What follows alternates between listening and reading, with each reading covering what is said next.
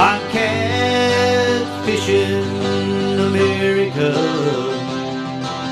You just don't get better than this. I'm catfishing America, 'cause I was born to fish.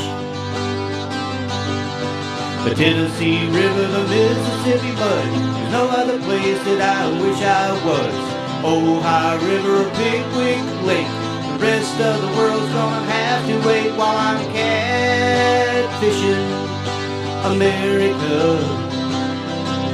You just don't get better than this.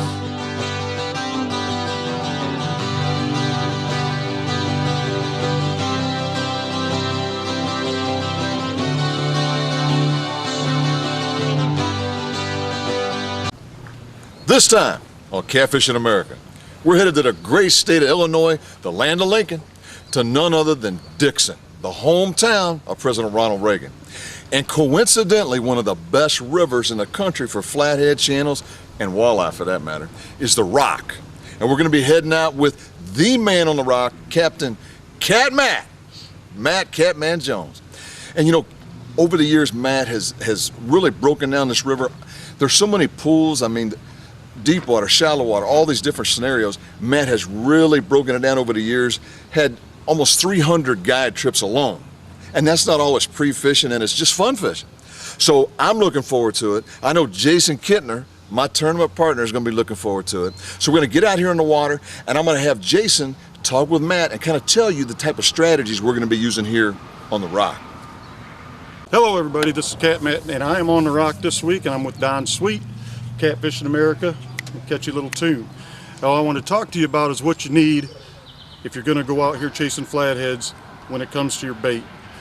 Now, a lot of people will talk about flathead baits and all it needs to be is alive. And this is true, but you can be a lot more specific than that. In my opinion, especially here on the Rock, if you want to consistently catch more and bigger flatheads, you need to be using live shad. Live shad don't get very much respect for being a lively, hardy bait, but if you take care of them properly, they live very well in a live well, and they never stop moving on a hook. And a flathead, for some reason, could not resist a big floppy 15-inch live shad in front of his face. I've seen it happen many, many times. But if shad are not available to you, there's many other things. You know, they always talk about using a bait that's indigenous to the river system that you're fishing. Bluegills, everybody talks about bluegills being a good bait, and they are a good bait for flatheads. They tend to get a little lazy at times, lay on their side, but they're still an option. The green sunfish is a great strain to use if you want to go that route. White bass, crappie, and again, when I say all these baits, make sure they're legal in your state, where they're from, how you can catch them to make them legal, all these things that go along with it. Carp, if I could catch carp and suckers consistently 3 to 15 inches long, or even maybe a little bit bigger than that, that's another great bait option. So I know I can stand here and tell you that shad's the #1 option. So if you can get shad, I encourage you to do it. And you may see it in the show, you may not see it in the show, but when you catch your shad, try to catch 10, 15 at a time. Put them in a bucket. Their natural defense mechanism is to throw scales and to puke. And what this does is throw that scent off so that predators can't hone in on them and eat them. So let them do that in a bucket when you catch them. When that bucket of water gets dirty, put them into another bucket of water. Let them do the same thing in there. When they're done in there, then put them in your tank. This will keep your tank water a lot cleaner. It'll keep your baits a lot healthier and happier, and in turn it'll help you put more fish in the boat. So now that I'm done talking about baits, I think it's time that we go wet some on the Rock and try to bring you a quality show. So Captain Matt, this is my first time up here on the Rock River in Illinois. Looking forward to the trip. So far this year we've kind of been chasing the spawn across the country. What's the river doing right now, and what are the fish doing? Well, you're in luck, because you might get a little bit more of the same. Now, flatheads are always kind of a tough fish to catch. That's why they've kind of got the reputation, but you know, we are chasing a little bit of the spawn. Water temperature 75, 78 degrees, which is perfect for that kind of thing.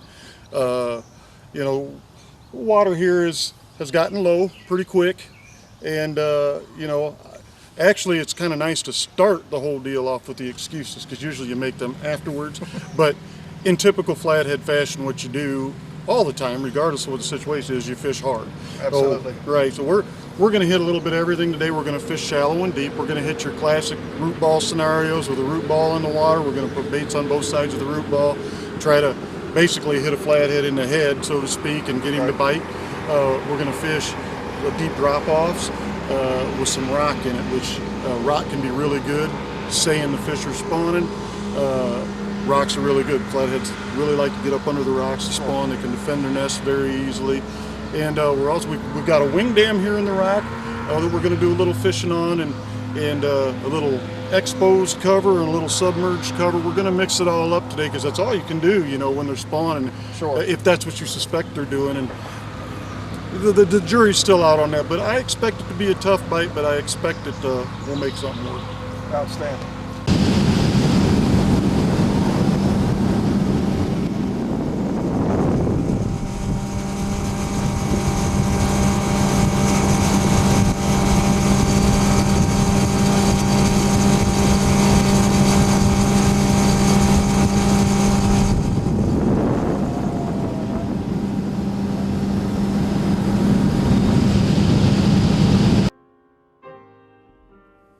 Spend a day or two exploring historic Dixon, Illinois, the hometown of President Ronald Reagan and the Petunia capital of Illinois. Visit the Ronald Reagan Boyhood Home and Lowell Park, where Reagan served as a lifeguard.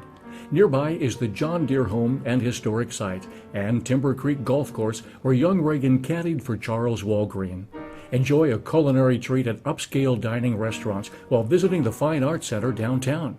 See why Dixon is called the Jewel of the Sauk Valley, a mere 90-minute drive west of downtown Chicago.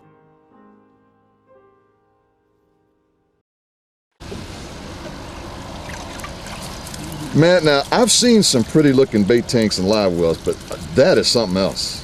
Yeah, I had this custom made, you know, several years back, because, you know, even though boats come with live wells, and I know every boat's different. I know that this boat has a pretty good sized live well. This is just nice because it holds 90-some gallons of water. I can take it in and out of the boat when I want to, and you know, I've got my O2 pumps buried in the back of the boat there. I've got my oxygen lines running to it.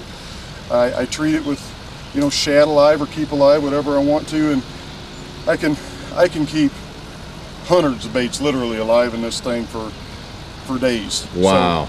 So it's a real nice thing. And you know, if the kids or the family wants to go out and ride around the river or something, just have fun, well, I just drain the water and I take it out and clean it up and put it back in next time I need it. So it works out great. Perfect. Perfect.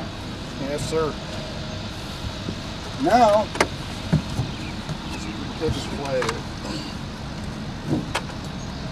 So why don't you tell us about this spot, Matt? Well, you know, we're just downstream from Dixon, Illinois here, and what we have is a submerged tree, and typically your submerged trees, the ones nobody else knows are there, quote unquote, Right. are your best, especially big singular trees that aren't piled up with a bunch of other nasty stuff. Usually you got a dominant fish on there that kind of runs the show, so to speak, and that doesn't always mean he's going to be the one that's feeding, but you know he's there, and you know if you fish this area enough and you keep your baits in the right spot, there's a good chance you're going to catch a good fish here a lot. And you know, today the dominant fish on this tree, the most active fish at the head of this tree might be 6 pounds, but he might be 60 pounds. Yeah. So it's just a matter of doing the work. And we aren't going to sit here just because we know that this is a great spot. Don't mean we're going to sit on it for 3 hours. We're going to give it 30-35 minutes. If we don't catch a fish, then you got to learn to cut your losses and just move on to the next good piece, and keep on doing that over and over again. And your success rate for flathead is going to go through the roof. So. Right. And what are we using for bait? Well, we're going to throw live shad, which shad get a bum rap for being a fish that you can't keep alive and doesn't do much. But where that came from, I have no clue, because for my money, if I can guide or flathead fish any day of the week, and somebody says, well, you can have for you any bait you want, I'm taking live shad every day, and I'm taking them as big as I can get them. Yep. And yes, bluegill, we've got bluegill, we've got carp, we've got some crappie, we've got a few other things, but you know, and I like to mix that up too. But for my money, a big live shad is good. Now this is maybe a 10-inch shad here, 9-inch shad, I don't know. Generally, I like them 15 to 18 inches, but Woo! you don't always get what you want in life. And you know, this last winter across the country was pretty rough for everybody, so shad have not been as easy this year to find as in years past. So That's a good looking bait though. Oh, it's a great looking bait. And you know, like I said about the bum wrap they get, this bait here will, if he doesn't get hit here, which I'm dead set against because I'm hoping he gets hit, but if he doesn't get hit, we'll be able to reuse this shad 2 or 3 anchors, really. I mean, they are a lot more hardy of a fish than what people give them credit for. What people do is they make a mistake when they catch their shad, and they net a bunch of shad, they throw them in their bait tank, and they go. Well, and all their bait dies. And they can't figure out why that happens. I'll get the next rod ready and get that untangled. But the shad, the key is to purge them first. Catch your shad, have 2 buckets full of water on the deck of your boat, put 15 shad in a bucket. Wait for them. Their natural defense system is to throw scales and puke. That's what they do. Okay, well, they're going to dirty that bucket of water up with all that stuff. When that water gets filthy dirty, move them to the next clean bucket of water. That bucket won't get quite as dirty. When that's done, then put them in your tank. They've already done all that purging, all that stuff. They've settled down. Then they go in your tank, and they don't dirty it up. Again, like Don showed in the water earlier. I've had shad in there for 12 hours. Wow. Looks Okay. nice and clear. Yeah, and that's the thing. It's a little bit of extra work, but it's a big difference. If you really, really want to use them, you want to keep them alive, you got to do just a little bit, pay a little bit of extra attention to keeping them in good shape, and shad are the way to go. That's an excellent tip. Yes. Then we add a little bluegill to the action. Little bluegill. I said I like to mix it up. Now, granted, like I said before, I would use all shad if I could, but I can't. So Right. today, we are going to use several baits. I don't cast right at the cover. Cast off the side just a little bit, and then I work it in. You cast right into a root ball, a lot of times your bait gets hung up 7 foot off the bottom. Your sinker sinks to the bottom, so you think you're on the bottom. You go to reel in and realize your bait was hung up in a tree 2 foot under the surface the whole time, and guess what? You just wasted a half an hour, 45 minutes of fishing. He's gonna set a hook on. Well, we got Jason on a fish that thinks it's a little bit hungry, I'm guessing. When he pulls, go with him. Yeah.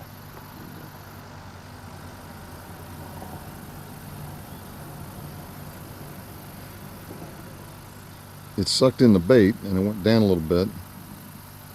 Then did it again. And he's got Jason almost in the sweet spot. So I guess about I would bet you any amount of money he's there. any amount? Well, it depends on if you're going to hold me to it. Yeah. I guess that would matter. Huh? Not pulling real hard. Just, No, I don't think he's a big one, but just enough to know that there's something there. yeah. I guess if he takes it another foot. Is that him right there? It's almost feeling baitish, but you didn't have that big a bait on there, did you? No. That's a flathead.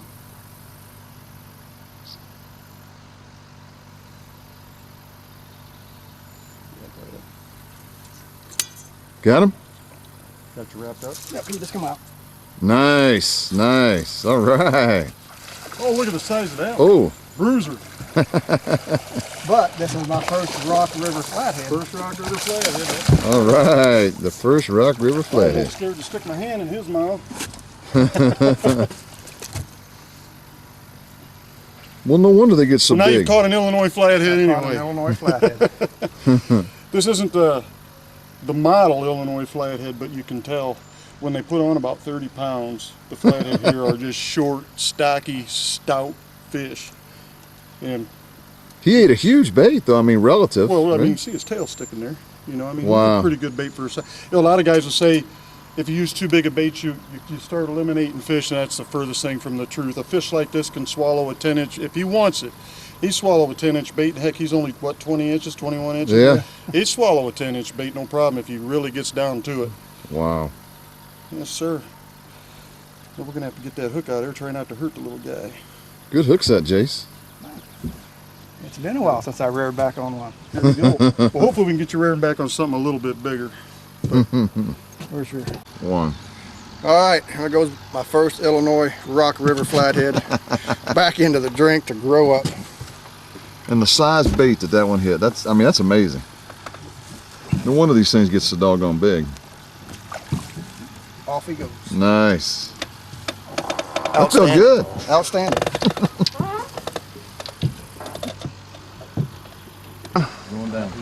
He's going down. He's on. Fish on. Fish on. Looks like he's swimming towards you? No. There he is. There he goes. But I'll take fishing. Swimming toward me at this point. Hey, the day we've had, you know, Should I clear this one? well, I'd better, just until we find out how big he is. He doesn't feel like a monster, but he keeps digging. He's holding that bottom. What kind of depth we in? Well, you caught him 22 foot of water. 22. Okay. All right. We fished everything from 2 to about 52, so, you know, that's all you got to do, Flathead. You just got to keep turning stones, for lack of a better word or term. Uh-oh, now he's going back. Oh, there you go. What's the state record? I'm thinking a little bigger than this one, but Don't bust my bubble, man. I'm not trying to tell. I ain't stealing your thunder at all. Said a good day. A good day There we go. good day flathead fishing is targeting flatheads and catching flatheads. I felt a little bit like he swam under a stick or something for a minute. There we go.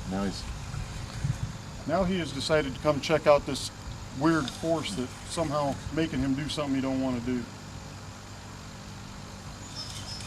That looks like it's not too bad of a fish, anyhow. Well, he's bigger than 2 pounds. I know that. Because he's got a good bend in my American Spirit nightstick, baby. Uh-oh. I thought I was going to get to see him, but now he's going back. He's close. I'm just going to try and keep him on. Sinker. Oh, yeah. Look, oh, man, look how dark he Oh, is. he's beautiful. Look at that. Man. Wow. Look how dark that fish is. Holy cow. Good looking fish. Oh, he's beautiful. He is pretty. Beautiful. Corner of the mile. Yeah, that's the old Matsuo sickle. Hey, they work. Yeah. And you know, this is a good time to talk about this too. What I've got here and what Cat Matt was just talking about working, this is called a jerry clip. And I'll let you guys check that out. These 2 prongs, I might take a bluegill, a goldfish, a small carp, etc., and I'll press these 2 things right into its eye socket. Not into its eyes, but into the skull. I just press just like that, and they'll separate like so. See how they separate? This is that stainless steel. It'll separate and hold it. Well, I'm not putting holes in the fish. I'm just holding it by part of its body cavity. This slips onto the hook with this little tiny miniature rubber band, and then that way that bait is going to live indefinitely. And he sure did like it. He sure did like it. A lot of people might look at this and say, oh, the bait is too far from the hook. Whether it's a little fish, I've caught monster fish, I've caught small fish. If they're going for a bait, this 3/4 of an inch isn't going to make the big difference because they suck it in. So pretty fit, real dark. And that's typically what I'm used to seeing in this kind of clear type water that we're seeing here on the rock. I haven't seen it muddy, and I know you guys had a lot of rain lately, man. We did. We got pounded with rain, and you know, that's the thing about doing television or guiding or whatever you do. You got to fish the conditions. Yeah. And it's been real tough. And like I said before, when you were fighting that fish, a good day flathead fishing is targeting flatheads and catching flatheads. Exactly. They are a tough fish to catch, but a beautiful fish. It is, man. And at this point, I'm gonna tell you, that's probably my darkest one of the season. So it may not be the biggest one I catch all season, but it's the prettiest and darkest and not a mark on it. Really pretty fish. Nice job, Matt. Well, I right appreciate back you at having you. us out here, man. This is awesome. I'm glad you come all the way back again. Well, you know, slow or not, hey man, it's a challenge. And you know, to be out with the master himself during challenging conditions, you know, everybody wants to learn something. I mean, what do you learn when Matt calls you? I know it's fun when he calls us. They're biting us lights out. It's fun. I don't get me wrong, catching is always fun. But wouldn't you like to learn something too? And you're gonna learn a ton from Catman. Well, let's get it back in, Matt. What do you think? I'm all for it. Let me get out of your way, let you get over here and ease that pretty boy back in. Okay, well, We appreciate the memories. yes we do. Like I told you earlier, Don, I like these fish more than I like people. Well, there you go. Except for maybe you two right now. Well, yeah, but of course. Yeah. that is just a gorgeous fish. You look at the color of the water, and that's why they're such a good ambush predator. Look at how well that fish, even without being in cover, look at how well that fish blends in. Yeah. You put Yeah. that fish on a leafy bottom underneath a root system of a tree, by the time a fish knows he's there, it's lights out. Yeah. I think that fish is, yeah, he's ready to go. And the way they just inhale a bait, I mean, there's just no hope for a bluegill or a carp or what. And so obviously with a mouth like that wasn't a little bait, by the way. I mean, that was one of his jumbo shad that he was, you know, talking to us about earlier. Great big old shad. And Matt, would you say if you could pick that one bait, I know you were telling us earlier about the bait, but this time of year especially, is it even more of a shad type thing? It is, and you know, you get a lot of guys that'll talk about bullheads and bluegills and clipping fins and doing this and that. That stuff is just not necessary. These fish swallow things every day that, you know, it doesn't matter. But a big live shad like that, the reason I like them so much, it seems like when they take a shad, they take the shad, they eat it, your hookup rate goes up because they swallow them things. And I mean, I've thousands of hours of proof in my eyes, I've seen it. So whether or not people, you know, you can take that or leave it. But I know from being out here that if I can fish with big live shad all the time, that's what I'm fishing with. You know, the Rock River, one of my favorite rivers in the country to come for flatheads. Of course, timing is everything. And we've had an unusual season this year, and it was tough fishing today. But one thing I can tell you is Cat Matt, he's got more moves than X-Lax, by the way. Trying every single scenario, fishing hard, fishing, and that's really all you can ask for when you come out here after an elusive predator anyway. So, although we didn't get that big giant creature, we learned a lot. I hope you did. And we were able to get out here after dark and get some flatheads as well. So, I'm in need of about 8 hours of sleep, I think. So, for Captain Jason Kintner and for Captain Cat Matt, I'm Don Sweet, and we'll see you next time out on the water, chasing them whiskers.